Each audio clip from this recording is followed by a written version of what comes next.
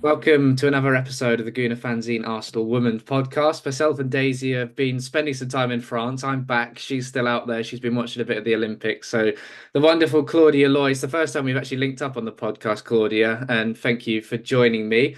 Another busy day for Arsenal and an exciting one as well. Rosa Kafaji coming in. How do you feel about the latest transfer?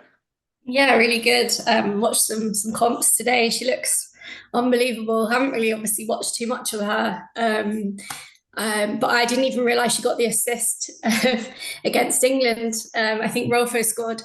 So yeah, I mean she's a really good player, and hopefully Arsenal fans will get to see a lot more of her this season because I think she'll probably I think she will do well and I think she will start a lot of games. That's just my opinion, but we'll see. Well, I've seen a lot of it today in terms of people, obviously with the number 10 role with Miedemar moving on, that competition for Marnham, obviously Palova out for most of the season. A lot of people are saying she could walk straight into that number 10 role, which is quite a claim for, a 21-year-old from Hacken in Sweden.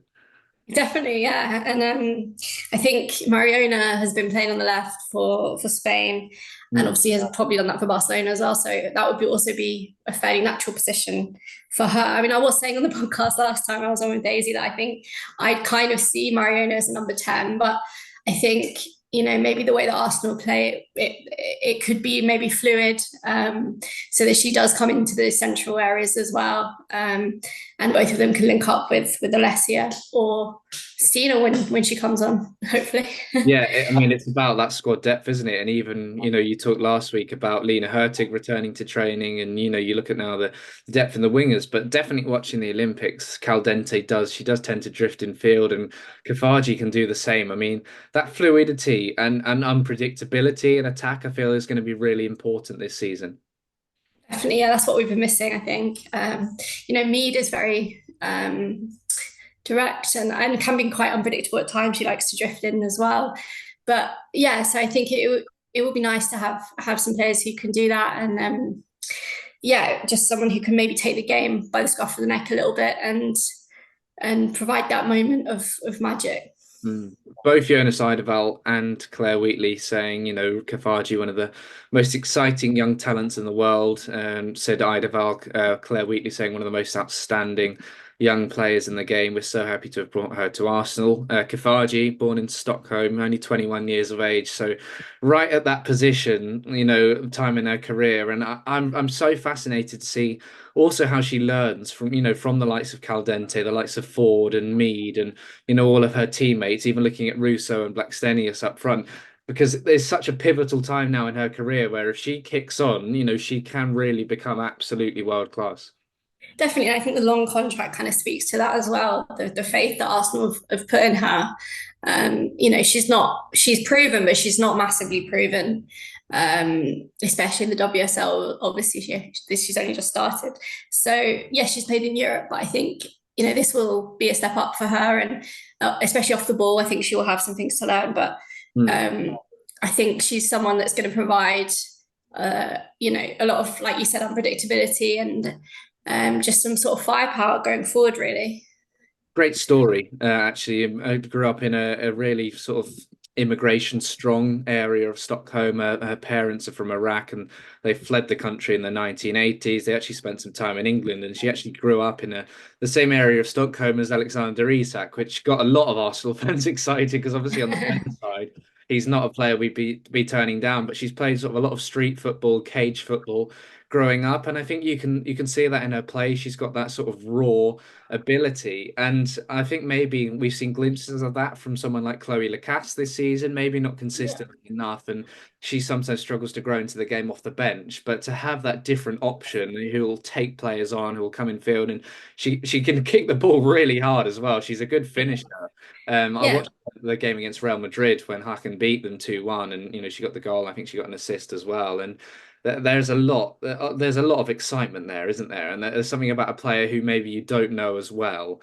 It's obviously one where the recruitment team have done their work, and obviously people familiar with the Swedish league will have earmarked her as a player who's seen Cooney Cross come from across there, the fourth Swede now in Arsenal's team as well. So we're back to that Swedish cohort with Hurtig back as well.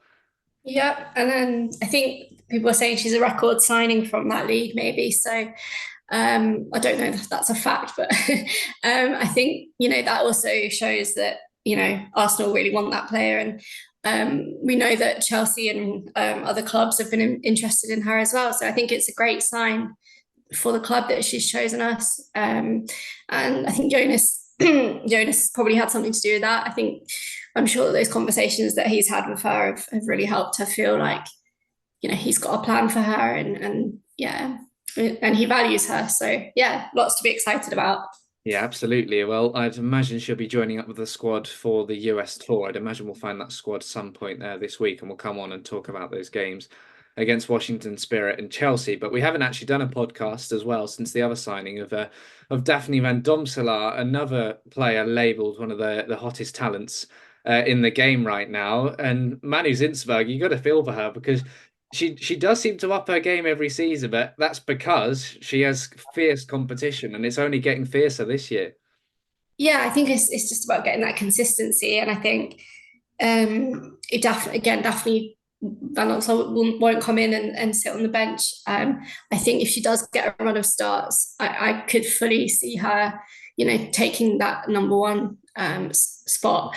But that's not to say that Manu won't. I just think it maybe depends on who can get that consistency, that run of games that you need as a goalkeeper, really, to really establish yourself in the team. Interesting to see her make the decision to move, isn't it? Because you've gone from the first choice goalkeeper at Aston Villa. Obviously, she spent most of the second half of last season injured. But to come across knowing you're not going to go straight to the first team, knowing you're not going to play every week, that's quite Yeah. an interesting move, especially considering Villa, I know they underperformed last season, but you've left, a decent WSL club. You've recruited well this summer as well. Obviously, Sabrina D'Angelo's gone the other way. So it is a bit of a step for her, isn't it, to come across and know she's not going to be straight into the team. But I'm sure she's got that confidence. I think same as Kafaji, you can kind of tell when they speak. That really struck me more than anything.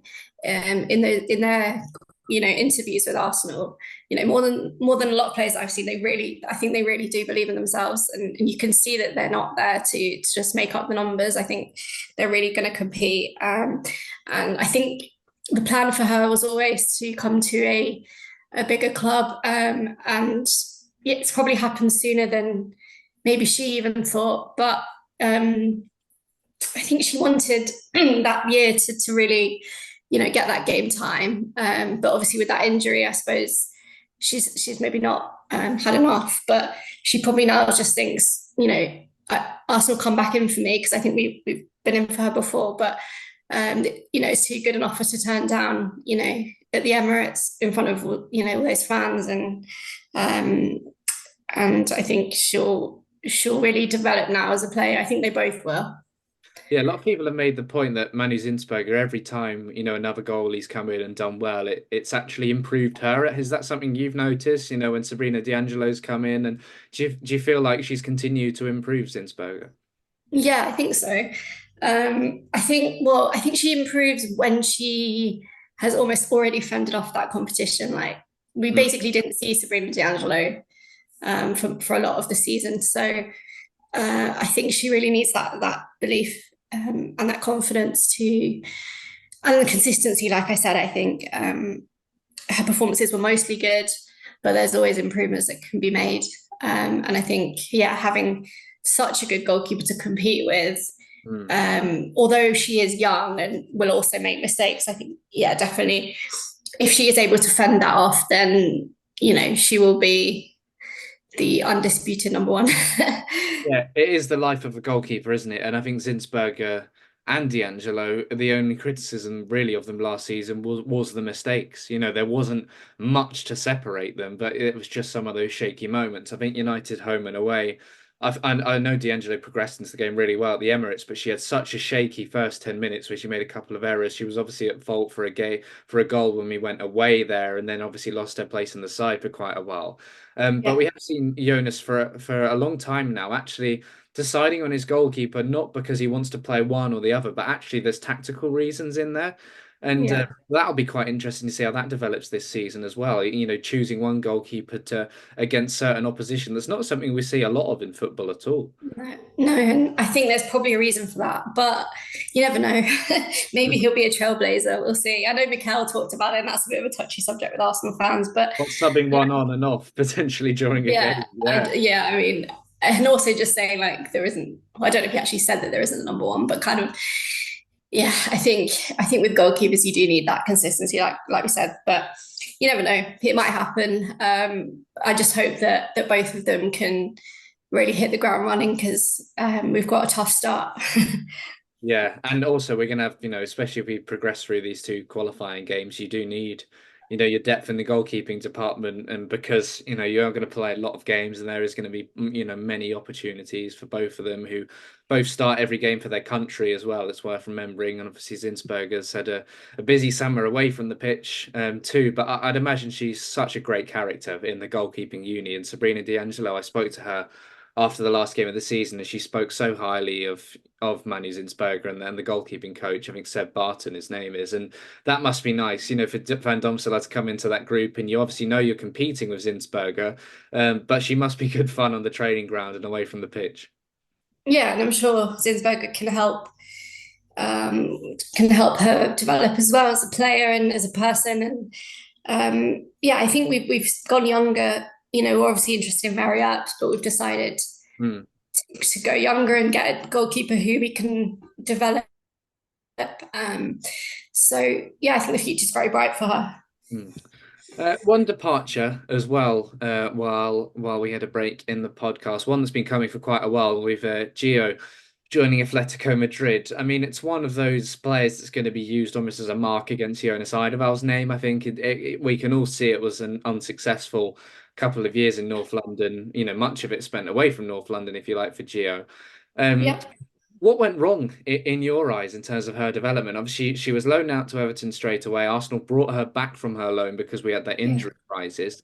The plan Yeah. was then to loan her away. All of those moves fell through at the start of last season. So in the end, she had to wait till January to go to Madrid CFF, where she had Mhm. a really good time of things, scored some good goals, we got back to her best self. Uh, Mhm. what went wrong, in your eyes for Gio, who we can all see is a talented player? Yeah, I think it's probably like most things, it's probably complex. I think her people kind of label um, sort of young players as all being the same, and I don't think that they are. Some people peak at different times, and maybe it's just at that point she wasn't quite doing enough in training or whatever. And also, I think we did try and get her a loan, but I think she was basically wanting to make sure that it was the right loan for her before the January when she did go to Atletico Madrid. So yeah, I think it's a mixture of things. I think sometimes things just don't work out. I think, in football, you are taking a risk when you sign a player, and especially a young player. And have we got the most out of her? No, and that is definitely a learning point for him and the staff. But we're going to sign young players, and we have signed young players and developed them. And people like KCC and Cool. I think the future's very bright for them, even if they don't end up at Arsenal. They will go on to have very good careers, and I'm sure Gio will too. So, the aim isn't to buy players who are, you already going to sort of just sit on the bench. I think you want players who are good enough to get into the first team, not necessarily straight away, but I think it's also the player's job to persuade the manager that they are deserving of a place in the first team. And people can say that she wasn't given a chance, but I just think sometimes, that happens with young players. The squads are so big. We hardly had any games. We didn't have Champions League. Yeah. So, yeah, I think it's just as women's football grows, I'm sure these kind of things will happen less and less, but it also does happen on the men's side as well. So, yeah, sorry, that was a very long answer. No, it's interesting, isn't it? But I think for me, I think I wonder what the plan was in a sense. Yeah.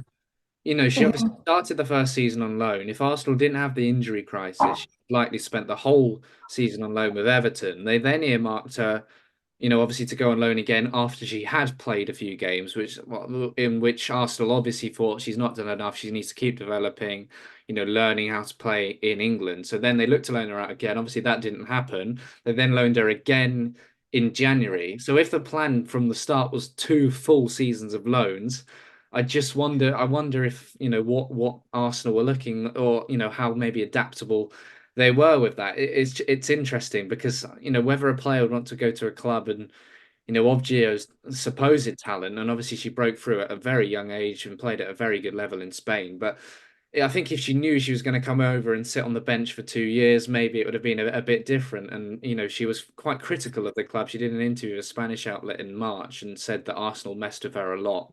When they were looking to send her on loan, and that fell through. But from what I've heard, that there were perhaps issues on her side as well with her agent that also caused some of the problems of the loan.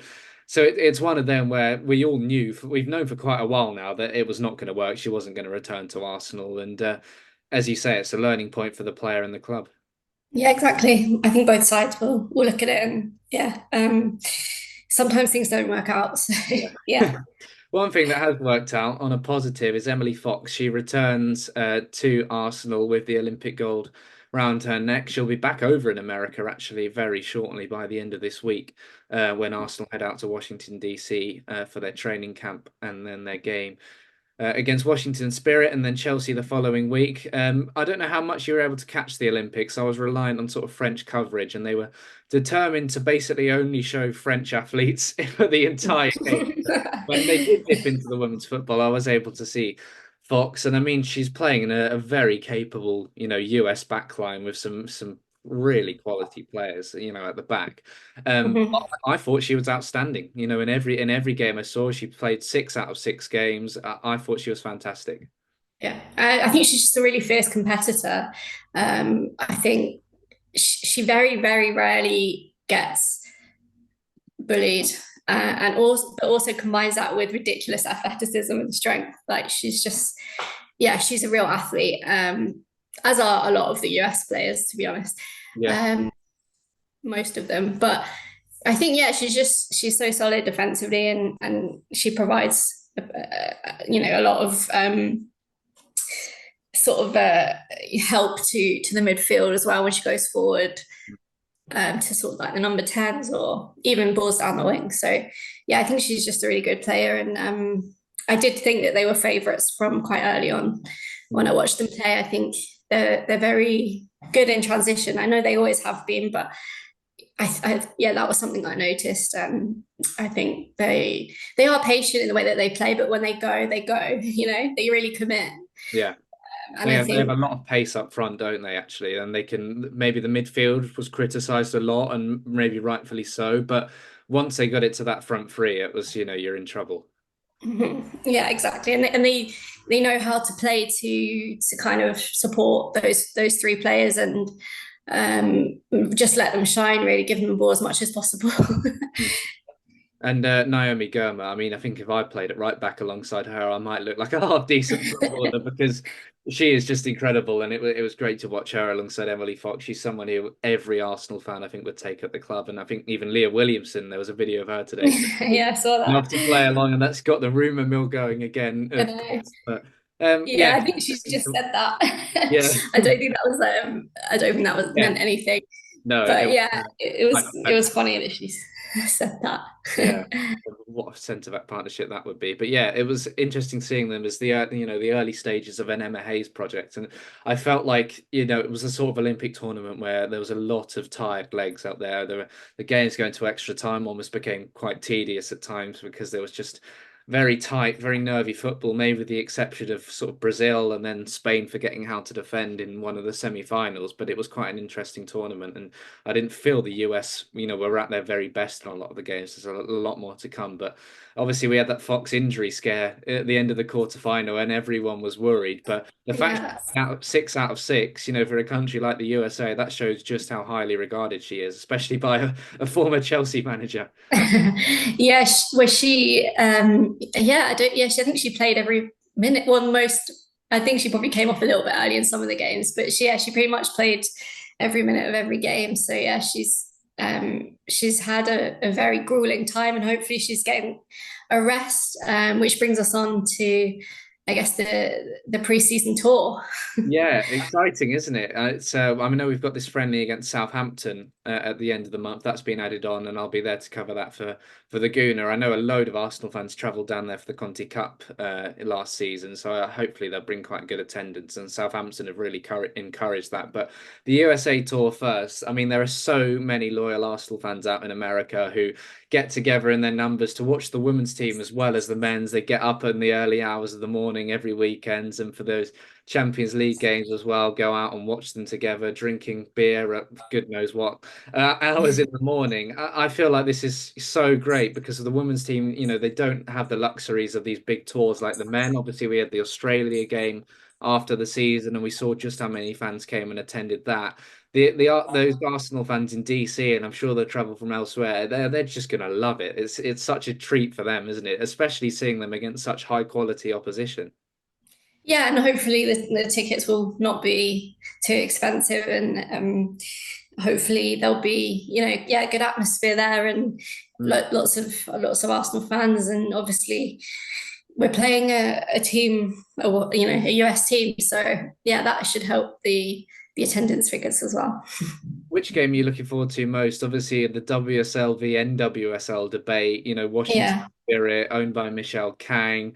We've got some of those players who will be coming back from the Olympics, and obviously Esme Morgan's actually a familiar name as well, but the likes of, Trinity Rodman in there as well. They're an exciting team. And then obviously we've got a very different looking Chelsea side under different management with the likes of Lucy Bronze who have come in. I mean, it's going to be two real tests before the start of the season and before these Champions League games. It's a world away from last year's non-event of a pre-season. It's really exciting. Yeah, and I think probably said this on the last podcast, but I think we need that because we need a test before we go, because those Champions League games won't be easy. So especially if we play Atletico Madrid. So yeah, I think, and also just the different styles. The NWSL has a slightly different style, so it's just a bit more sort of transitional. So hopefully, yeah, I mean Chelsea are very direct as well. So unless they change their style under Sonia Bonpastor, we'll see. Yeah. But yeah, it'll be very interesting to see us take on two really good sides. Yeah, they've got a training camp, haven't they, either side of the games, at a university. Well, obviously they'll have all the great sort of US facilities, and it'll be a great time for those players and fans, and I'm sure Emily Fox will love being back out there. Both games, I understand, will be shown for free by DAZN. They're going to be live streamed on there, so we'll have a live blog and player ratings to come for both games on the Gooner Fanzine website, which I'll be taking care of this Sunday, the 18th. Washington Spirit, 7 o'clock kickoff UK time, and then the following Sunday, Arsenal against Chelsea. That's a later 9 p.m. kickoff both at the Audi Field Stadium in Washington, which I think the men's team played at last year. Obviously, the men's team were on the West Coast this year. Not that my US geography is great, but I know Leif had a great time out in LA, and I've only ever touched down the airport in Washington. I don't know if you've been, but it must be a great place because there will be traveling Gooners from the UK, I'm sure, as well, going out there. Yeah, definitely. Yeah, it should be exciting. Yeah, so we'll keep an eye on those games. As I say, we'll have coverage on the Gooner Fanzine website. And if you want to read any of our transfer pieces, they're all up on the Gooner website, including the recent news of Rosa Kafaji joining. But all of the summer arrivals and departures, they are all profiled on the Gooner Fanzine website. The big news, Claudia, this week was that we're going to be continuing on after the success of our pilot Gooner Fanzine Arsenal Women's Edition. That was read by an incredible 150,000 of you, which just blew me away. We're so proud of that number, and we're going to be bringing you 4 of those this season, all of them online and all of them for free, with the first one coming out before the Manchester City game at the Emirates on September the 26th, I'm right in thinking. So I've been rounding up our writers over the last few days. Blown away by that number, 150,000, and we're really looking forward to a big season on and off the pitch. Yeah, it's brilliant that we've expanded our coverage of it, and yeah, it was really fun to be a part of last time. So can't wait. Claudia, thanks for joining me. Looking forward to reading your work through Laguna Fanzine all of this season, and we'll get you on the podcast again, sure, soon, I'm Yeah, sure. yeah, yeah. Hopefully, see you soon.